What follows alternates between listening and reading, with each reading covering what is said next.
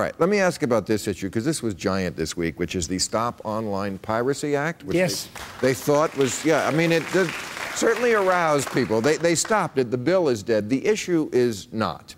And, you know, when I first read about it, I was like, oh, good, they stopped this. And then I thought, you know what?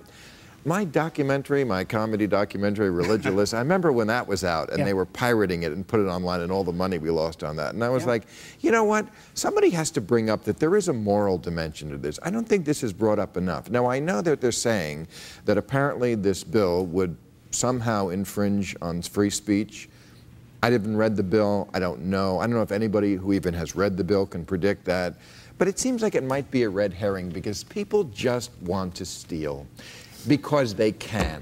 You know, I call it Caucasian looting.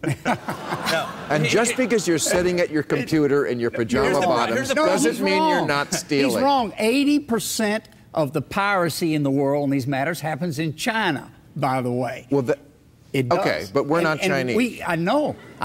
But this bill managed the internet. It took the most creative part of our economic world, the internet and all the related media to that, and tried to manage it from Washington, D.C. Right. It's a mistake. We have options in our justice system to do it. Now, Bill, it takes money, it takes effort, it takes attorneys. You have to really get serious about it. And it takes a little, and it takes a little cooperation from the people who are participating in the stealing. That's not what we're getting. I remember when I went through this, you know, when it was like, well, we took that one down, and then 10 minutes later, another one would pop up. I mean, it's almost impossible to get all. Let's go ahead, say where I work at, the Daily Caller. Here's our concern would be, I mean, we haven't had the meeting or whatnot, but my concern at least would be, a lot of what we use is user-generated content, okay? And so we could have someone who posts a comment on my blog that somehow infringe on a copyright or whatever, someone who's someone who doesn't work for us but a contributor.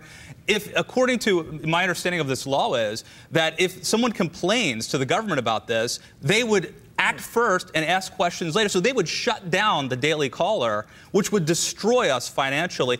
The other problem is the chilling effect this would have on venture capitalists who want to invest in the next Facebook, right?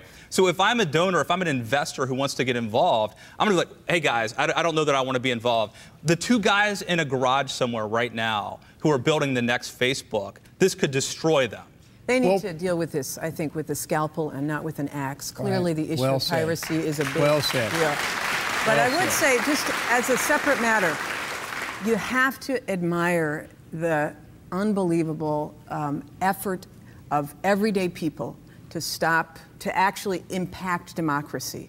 Unlike this, you know, Citizens United and these PACs that have a few people trying to, you know, infiltrate the airwaves, this was people all across the country who were saying to our legislators, we still want free shit. That's what they were saying.